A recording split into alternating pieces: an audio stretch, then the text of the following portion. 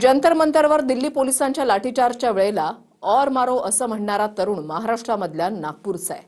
भारत बानाईत असं त्याचं नाव असून 1 महिन्यापासून तो दिल्लीमधल्या आंदोलनामध्ये सहभागी झालाय। भारत बानाईत याला मारहाण नेमकी कशी झाली, मारहाणीवर त्याच्या आईवडिलांनी काय म्हटलंय, पाहूयात एक रिपोर्ट।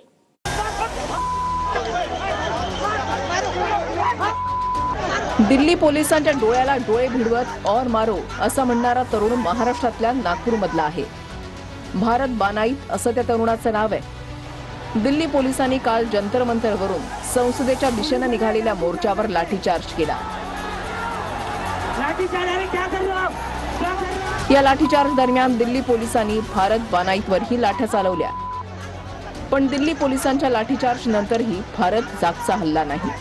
उलट तो पोलिसांना और मारो असं म्हणाला। त्यानंतरही 3 ते 4 पोलिसांनी त्याच्यावर जोरदार लाठ्या चालवल्या, पण लाठीचार्जलाही न घाबरण्याचा भारत बानाईतचा तो पवित्रा पाहून पोलिसही क्षणभर हबकले।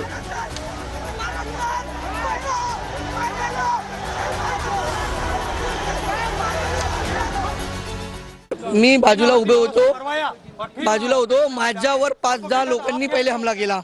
तर पण फोन उचलला मी, तर बघितलं की तुला मारहाण केलेला आहे, हे सगळं आम्ही बघितले व्हिज्युअल्स।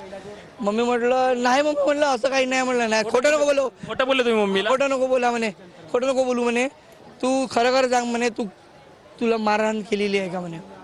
मी म्हटलं मम्मी ते थोडं बहुत राहते, म्हणलं ते बहुत हळूहळू मारते म्हणलं पोलीसवाले।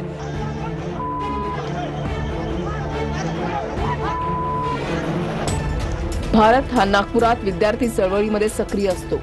नागपुरात झालेल्या सीजेपीच्या विद्यार्थी आंदोलनातही त्याने महत्त्वाची भूमिका बजावली होती। 1 महिन्यापासून तो दिल्लीमधल्या अभिजित दिपकेंच्या आंदोलनातही सहभागी झालाय। भारतला झालेल्या मारहाणीचा त्याच्या कुटुंबानेही निषेध केलाय, पण भारतनं दिल्लीमधल्या आंदोलनातच राहावं असं त्याच्या आईवडिलांनी म्हटलंय।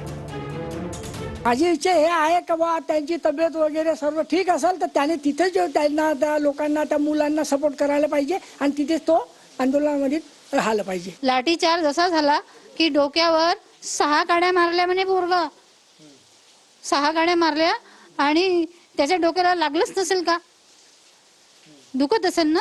आणि पाठीचा वर, तो पाठीवर आणि इतके लोक भिडले त्याच्यावर, 10-15 लोक पोलीस आणि ते मिलिटरी सारखे लोक होते ते।